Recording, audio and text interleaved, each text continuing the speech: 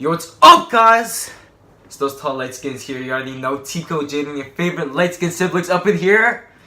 And today, we're gonna talk about the struggles and problems of being tall.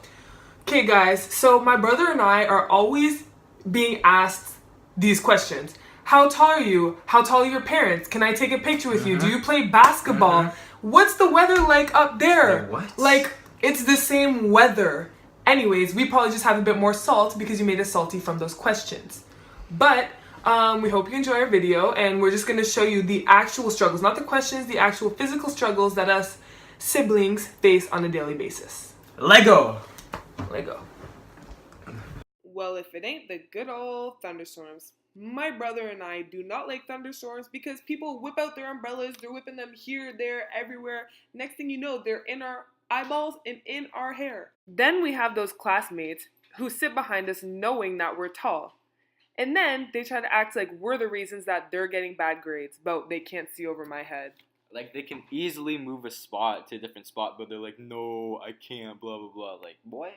Another struggle is, if you're trying to take a photo or video with any of your friends, you get cropped out like it was with Kelly. Alright, fellow tall people, I know you know the grocery store struggle. For some reason, it seems like to other customers, your height makes you seem like you're an employee, and fellow customers are forever asking you to take stuff down from the top shelf for them. Like, no. Similar to the grocery aisle, I always find myself in class when people are trying to erase something at the top of the board, and they always ask me to do it. I act like I'm happy, but low-key, inside, I'm cheesed. We all know hide and go seek is an automatic L for any tall person. Like, look at this man. He really thinks he's a chameleon or something camouflaging in the wall because we know he's not hiding under that stool. The worst is when you get caught in a spider web. Once you're in one, you can't move, you feel blind, and it's just a bad experience.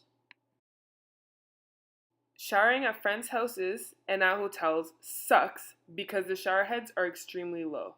Alright, so here's just a video compilation of random objects that tall people tend to hit their head on all the time. So, first of all, we have the lamp, we have the door frame, we have this ceiling fan, we have this ceiling fan again, but this time it's your arms when you're trying to stretch after you wake up.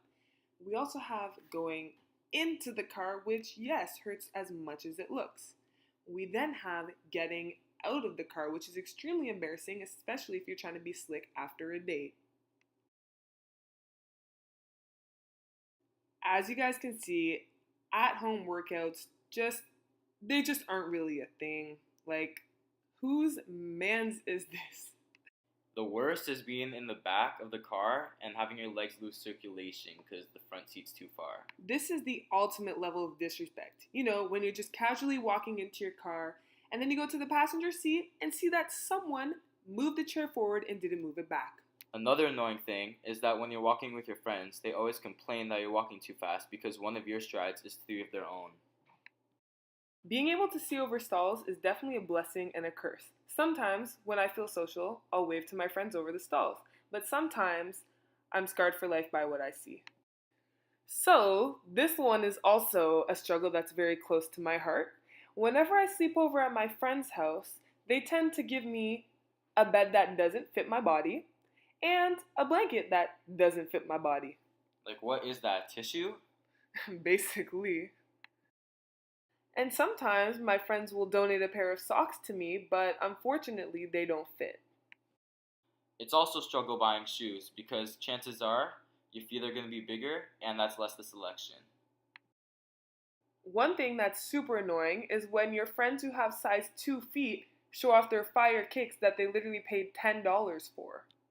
You see these legs, finding jeans for them is almost impossible. I usually spend an arm and a leg on mine. Lastly, we can't forget about hugs. Those things are just an awkward experience. And with that in the end, we hope that you guys learned that being tall comes with its struggles. Real struggles. So don't think that being tall is always nice. And easy, because it's not. It really isn't. And you get hella concussions for no reason. Anyways, we hope you like, comment, and subscribe, and share, and give us suggestions for our next video. And we out! We out! Alright. Okay.